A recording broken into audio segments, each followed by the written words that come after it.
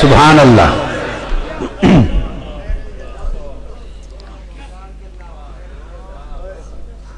مت گھبرایا کرو اس طرح کی باتوں سے. کوئی سنیت کا ٹھیکیدار نہیں ہے. کیا سنیت؟ عشق مصطفیٰ، تکریم عشق مصطفیٰ، محبت اہل بیت اور تعظیم صحابہ کا نام ہے. اور ہم سے بڑا اس چیز کا سنیت کا کوئی سرٹیفکیٹ دینے والا نہیں ہے کائنات. جس نے اہل بیت سے محبت کی، جس نے اہل بیت سے محبت کی، اہل بیت کی محبت سے جن کے دل خالی تھے ہر دور میں، ان پر شیعہ ہونے کا الزام لگا. یہ بدبختی ہے، یہ ایک فتنہ ہے دین کے خلاف. امام اعظم ابو حنیفہ پر شیعہ ہونے کا الزام لگا. کتابیں بھری پڑی ہیں، کتابیں بھری پڑی ہیں. امام، ہمارے امام پر، جن کا میں مقلد ہوں، میرا امام امام ابو حنیفہ، ان پر محبت اہل بیت کے جرم میں شیعہ ہونے کا الزام لگا. مجھ پر بھی محبت اہل بیت کے جرم میں الزام لگتا ہے. یہ امام اعظم کا فیض ہے. صحیح ہے.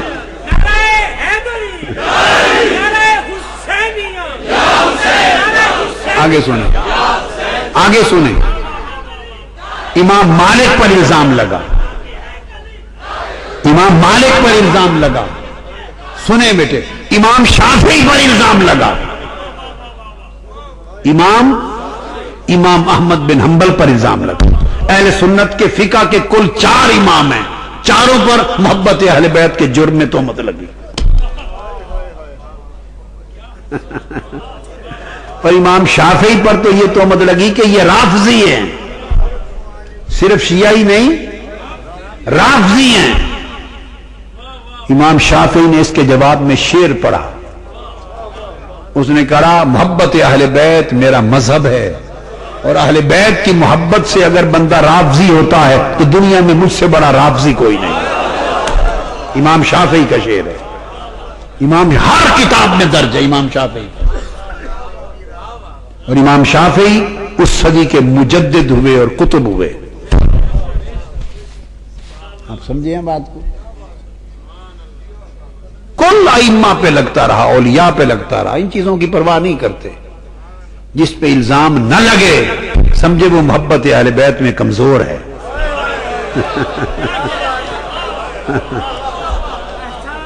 ان چیزوں کی پرواہ نہیں کرتے ہیں. ہمارا تو خدا کی قسم، ہمارا تو ایک ایک ٹکڑا حسین، حسن اور حسین کے جوڑوں کی خیرات کھاتے ہیں.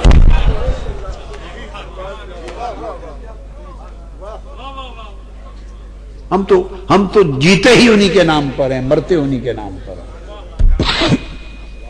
اور میں جب مسجد نبوی میں جاتا ہوں، میرا زندگی بھر کا عمل ہے، زندگی بھر کا.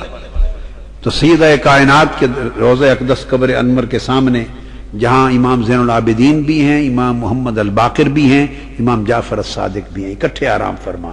وہاں کھڑے ہو کے ان سے عرض کرتا ہوں، سامنے گنبد خضرا ہے.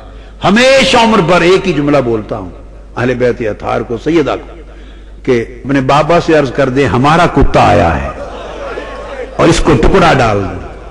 میں تو آقا کا ٹکڑا بھی ان کا کتا بن کے مانگتا ہوں. ہمارا کتا آیا ہے، اس کو ٹکڑا ڈال دیں. یہ مشن منہاج القرآن اسی اصول پر ہے. یہی سبق سیدنا صدیق اکبر، سیدنا فاروق اعظم، سیدنا عثمان غنی رضوان اللہ تعالی علیہ مجمعین، حضور کے کل خلفاء راشدین کا یہی درس ہے.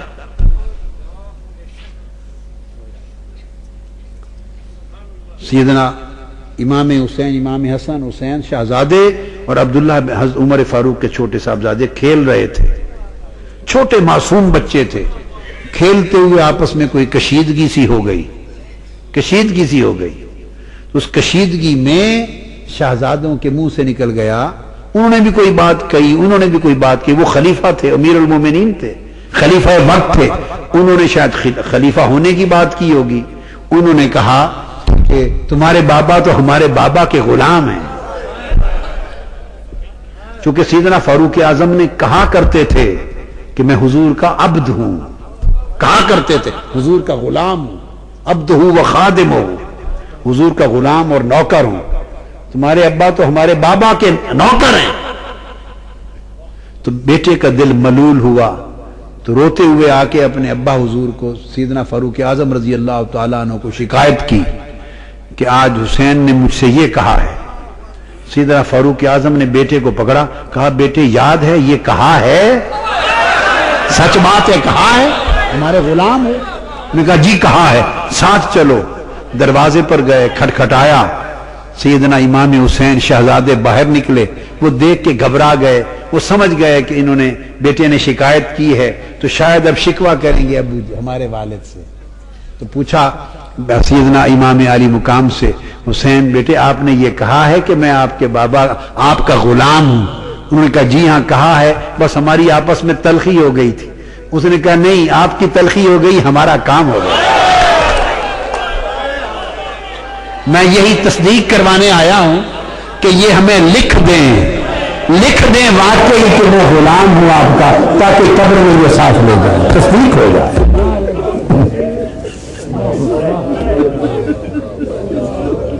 یہ ہے ایمان, یہ ہے عقیدہ, یہ ہے سنیت. اگر ان کفر اور ارتداد کے سرغنوں کو پہچان ہوتی کہ یہ حسین کون ہے تو کبھی کربلا بپا نہ ہوتا.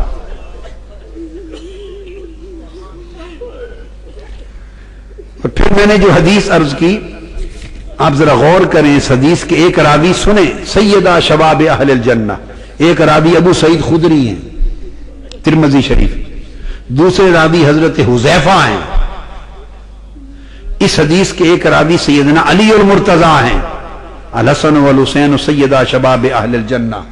اسی حدیث کے ایک راوی حضرت انس بن مالک ہیں. اسی حدیث کے ایک راوی حضرت عمر بن الخطاب ہیں. سیدنا فاروق اعظم, الحسن والحسین سیدہ شباب اہل الجنہ. اس حدیث کے ایک راوی حضرت عبداللہ ابن عمر ہیں, فاروق اعظم کے صاحبزادے.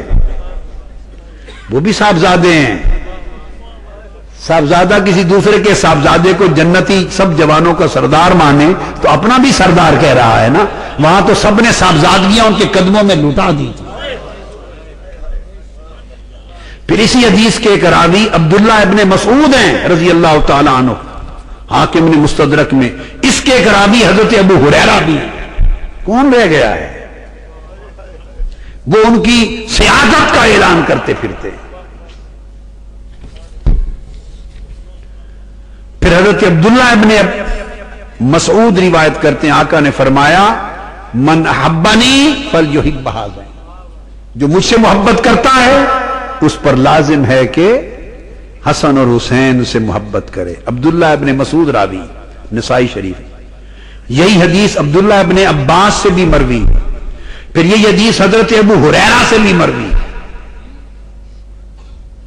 پھر حضرت ابو ہریرہ ابن ماجہ سنن میں سیاستہ میں روایت کرتے ہیں, آقا نے فرمایا من احب الحسن والحسین فقد احبنی, جس نے حسن اور حسین سے محبت کی اس نے مجھ سے محبت کی.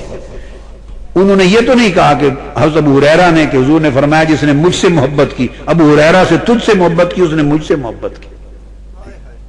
وہ تو سچی سچی حدیثیں امت کو پہنچانے والے تھے. عبداللہ ابن مسعود نے بھی روایت کیا ان النبی صلی اللہ علیہ وسلم قال للحسن والحسین من احبہما فقد احبنی, جس نے حسن حسین سے محبت کی اس نے مجھ سے محبت کی. حضرت سلمان فارسی اس کے راوی ہیں, مستدرک میں حاکم روایت کرتے ہیں, آقا نے فرمایا من احبہما احبنی ومن احبنی احبہ اللہ ومن احبہ اللہ ادخلہ الجنہ. جس نے حسن اور حسین سے محبت کی اس نے مجھ سے محبت کی, جس نے مجھ سے محبت کی اللہ نے اس سے محبت کی. یہاں محبت کرنے والا بدل گیا. جس نے حسن اور حسین سے محبت کی اس نے مجھ سے محبت کی, اور جس نے مجھ سے محبت کی نہیں کہا کہ اس نے اللہ سے محبت کی, نا, جس نے مجھ سے محبت کی اس سے اللہ نے محبت کی. یعنی جو میرا محب ہوا وہ خدا کا محبوب ہو گیا, اور جس سے اللہ نے محبت کی وہ سیدھا جنت میں گیا.